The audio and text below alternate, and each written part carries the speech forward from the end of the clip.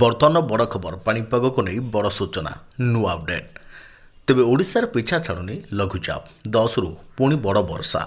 एबड़े भय बढ़ाऊँगी बात्या शक्ति को नहीं आसला नुआ अपडेट जानिबा संपूर्ण डिटेल्स इनफॉरमेशन ता पूर्व वीडियो को लाइक करंतु जदि पारुछंती आपनकर सांग साथी मानकु वीडियोटी को शेयर करनियतु जदि फ्रेंड्स आपण माने हमर ई चैनल रे नुआ ही वीडियो देखुछंते पूर्व केबे भी सब्सक्राइब करनाती तेज निहाती चैनल को सब्सक्राइब करा सहित पाखरे आसुवा बेल आइकन को बजाय रखिथांतु तेज ओडिशार पिछा छाड़ुनी लघुचाप गोटे प्रभाव न कमणु पुणी दाना बांधिलाणी आउ एक लघुचाप तेज आसंता काली उत्तर बंगोपसागर पुणी एक घूर्णिबलय बा लघुचाप क्षेत्र सृष्टि होवार संभावना रही है एने आकलन करिछि भारतीय पाणीपाग केन्द्र यार प्रभाव में पुणी 10 तारिख राज्य में आरंभ हो बड़ वर्षा पवन चलित मौसुमी ओडिशा छुईवा परठारु 16टी लघुचाप ओडिशा को प्रभावित करथिबा पाणीपाग केन्द्र पक्षरु कुआଯାଇଛି सेपटे केन्द्रीय बंगोपसागर सृष्टि होइतवा गभीर अवपात दुर्बल होई लघुचाप परिणत हेबा परे एबे पुणी बढ़ाउछि लघुचाप भय जदिओ वर्षार तीव्रता टिके कमिছে किंतु दक्षिण ओडिशा समेत उपकूल में तुहाकु तुहा वर्षा होउथबा बेले आकाश मध्य मेघाच्छन्न रही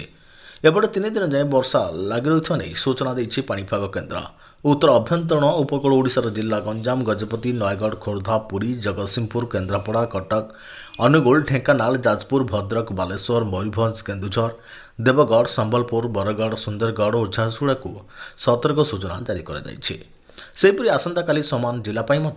येलो वार्निंग दि जाइए आउटे बात्या शक्ति को नहीं आसला नुआ अपडेट एपटे दुर्बल होउछि बात्या शक्ति अरब सागर में मौसुमी परवर्ती प्रथम बात्या शक्ति क्रमशः दुर्बल हो भारत पश्चिम उपकूल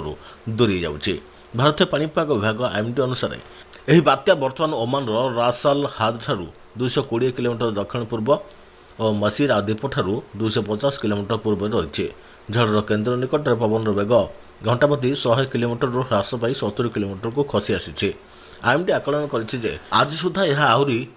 अधिक दुर्बल हो बात्या शक्ति अक्टोबर 3 में दाना बांधा पर महाराष्ट्र और गुजरात उपकूल विपद संकेत जारी होता किंतु यह पश्चिम दक्षिण पश्चिम दिगरे गति कर अरब सागर भारतीय उपकूल अपसरी जाउछे तेबे गतकाली सकाळ पर्यंत यह पश्चिम दक्षिण पश्चिम दिगरे गति करुला एवं तापर पूर्व दिगरे गति करुछे यह महाराष्ट्र और गुजरात में बड़ प्रभाव पकाइबा संभावना को ह्रास करिछे महाराष्ट्र में बात्यार प्रभाव खूब कम रही मुंबईर महिम पश्चिम अंचल भली किसी स्थान में हल्का वर्षा होता बेले रायगढ़ रत्नगिरी और पालघर जिले में मेघुआ पाग देखा केतेक अंचल में पवन वेग बढ़ी कौन बड़ क्षयक्षति होता सूचना मिली मुंबई थाने और पालघर में लोकों स्थानांतर योजना को एवं स्थगित रखा गुजरात भी बात्यार प्रभाव अति सामान्य रही उपकूलवर्ती अंचल में मेघुआ पाग और कां भा वर्षा होती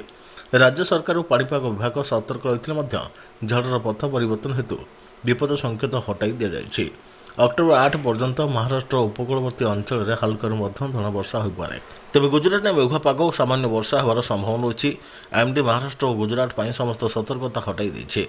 किंतु मत्स्यजीवी मानक अरब सागर को न जा लगे परामर्श दि जाए बात्या शक्ति भारतीय उपकूल